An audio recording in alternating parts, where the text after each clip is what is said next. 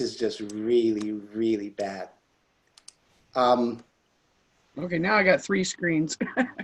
what do you see on those screens? You in live, you in a picture, and a blank one that says my name on it. Yeah. Um, what do you see now? Same thing. Oh, nope, there it went to you in a little box, and there's something, a big fat thinking and fit thinking. Yes. I want to thank you for being so patient with me just now. No problem. Good, good. Okay. So the difference between these two people is what happens in the mind. Okay. Um, Mm-hmm. have you ever heard of neuroplasticity? No, not really. Okay. So neuroplasticity is the science that basically um, explains how new pathways form in the mind. So when you learn a new skill, neurons begin to fire that basically create new pathways in your mind. And when you get really Mm-hmm. good at something, it gets to the place where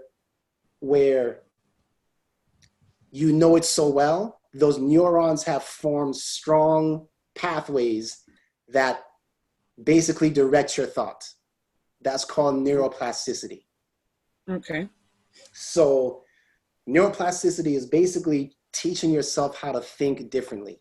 It's literally like changing your mind. When you learn a new skill, learn to play piano, learn to shoot a basketball, you do the things so often that it becomes second nature. Right. Almost like it becomes written on the mind, if you will. Um, so you said you did a little research on mind mapping. Right. So a mind map is kind of like what you're looking at on the screen right now. Schools use it, businesses use it, and it's really designed to help people condense a lot of information and make it so that they can easily remember it, easily recall it, just not forget it. So that's what a mind map is. And mind maps usually have like 6 or 7 major points, and then other points will kind of branch out from those major points. But the whole idea is to remember these 6 or 7 major points. That makes sense so far? Mm-hmm. Okay. Share with you an ancient mind map. So I think I asked you earlier how familiar you are with the Jewish sanctuary. Are you familiar with that at all? Not really, no. Okay. So by the way, you don't have to be religious to understand this at all. I'm using this simply as a teaching tool. Okay. So let me explain to you a little bit about this, okay? And I think you'll catch on pretty quickly.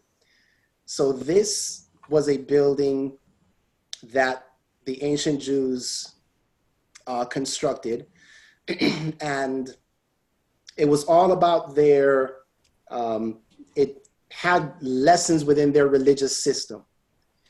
And this is a pretty much bird's eye view. This was called the tent, the tabernacle, and this was called the outer court. And you'll notice here that there's a couple of articles of furniture.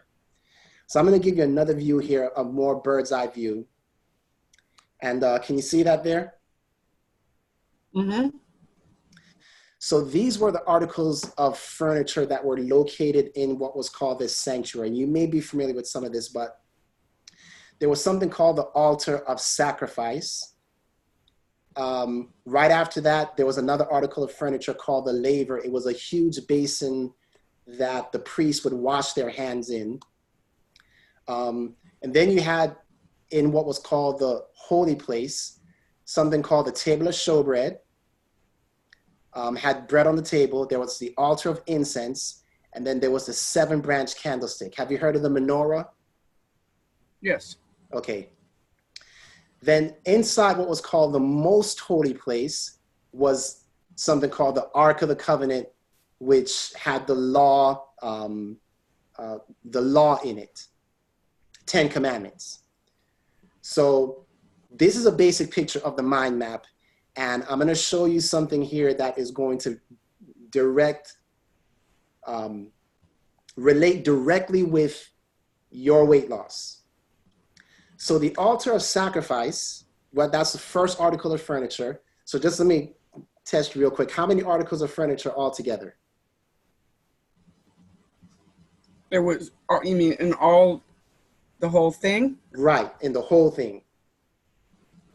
There was 6. There you go. You got it. Altar of sacrifice, the laver, the table of showbread, the altar of incense, the 7-branch candlestick, and the Ark of the Covenant. I want you to think of these 6 articles as principles that you're going to apply to your weight loss journey. Does that make sense so far? Mm-hmm. Okay. So the altar of sacrifice, which is the first article of furniture, represented the principle of sacrifice. So you could just make and by the way, you will get this. So don't worry about like taking notes or anything. I'll give you access to this map so that it's yours.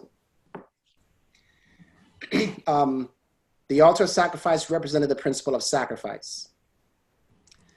And by the way, that's where animals were, where the ancient Hebrews would sacrifice animals and different things like that.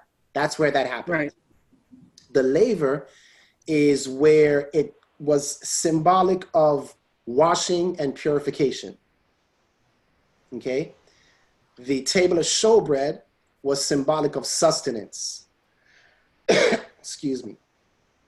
The altar of incense was symbolic of communion. And again, these principles go way deeper, but that's not the purpose right now. I'm just trying to connect the main meaning of each one of these for you. Finally, the 7-branch candlestick was symbolic of light, with, fire. Candlestick, light is burning, so fire, light. And the last thing is that the Ark of the Covenant was symbolic of an unchangeable law. Okay? So with that in mind, remember how we talked about the altar of sacrifice representing the principle of sacrifice, right? Right. The first thing that you need to implement when it comes to a successful attempt at weight loss is to kill the noise. So let me ask you, what do you think I mean by that? I don't know, your stomach growling. I don't know. That's a good one. I want you to think about, the altar of sacrifice. That's where you're going to kill the noise. So what's the noise? Well, a lot of people have experienced emotional abuse, and that emotional abuse has led to them, it has led to them having low self-esteem, which has contributed to weight gain. Right? Right. May not be your case, but I'm just pointing out some things here. So some people have experienced emotional abuse and they tell themselves, this is who I am and I can't change that. Right. Some people have been abused sexually. Right. Some people have low self-esteem. Yeah. Some people are just like, I have no what? Time. No time. Right? Or it's just too hard. These are the voices and the excuses that we have to lay on the altar and slay it. Right. Sacrifice it. Because the fact is that either these excuses are going to go on the altar or you go on the altar. You become the sacrifice, right? Right. You sacrifice yourself, you sacrifice your health, you sacrifice your well-being because of many of these issues that people deal with. Does that make sense? Yes, it does. Yeah. So I want you to think of it like this, Terry. I'm going to be giving you 6 points that every day you're going to go through these things in your mind. When you get up tomorrow and the voices start saying, I don't have time, or man, this is going to be too whatever, what are you going to do? Sacrifice that. You're going to kill the noise. Yeah. You're going to lay it on the altar of sacrifice. So now, think of the altar of sacrifice as a neuron in your mind. And the more you think those thoughts, the more you remember altar of sacrifice. Like, the more you focus on that altar of sacrifice, the stronger you become, mentally speaking, to actually lay those excuses on the altar of sacrifice.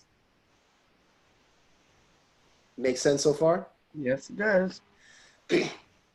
Because remember, the major difference between the healthy person and the not so healthy person is what happens in the mind. right here. Okay. The laver. We talked about the laver representing washing and purification. So now when it comes to the laver, here's what we're going to be doing. The laver in a spiritual context, if you will, the laver was kind of symbolic of baptism, which is the washing away of an old things. All I want you to do is remember that the laver is going to remind you to forget the past. You're going to wash away the past. So what do you think I mean by that? Forget if you failed or whatever and say you can do it. Are you reading my notes? Yep, I've tried before. Yep. And I know I can do it again. So absolutely. So the thoughts like, I've tried before. I've tried everything. I've never been consistent. Nothing has worked. Forget about the past.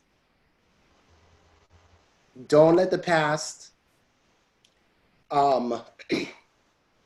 dictate what you're going to do in the future. Right. All right. So number one, altar of sacrifice. What are you doing?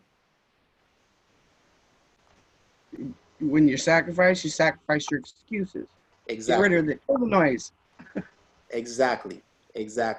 Number two, the laver. What are you doing? You're forgetting the past. You're forgetting the past. Very good. Let's go to the table of showbread.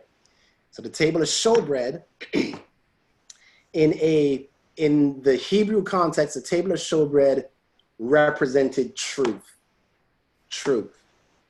And so basically what I want you to remember when it comes to the table of showbread is that you have to exercise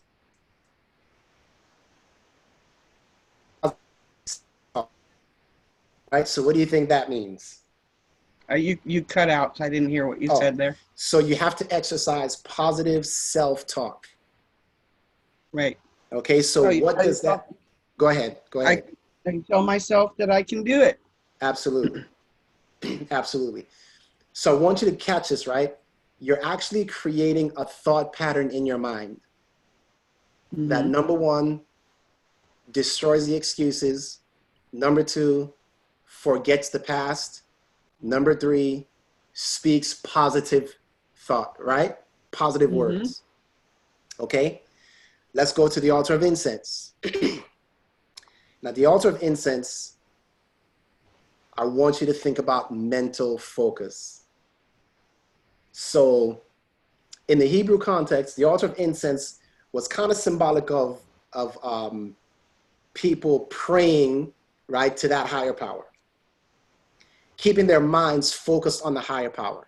All I want you to remember when it comes to the altar of incense is mental focus.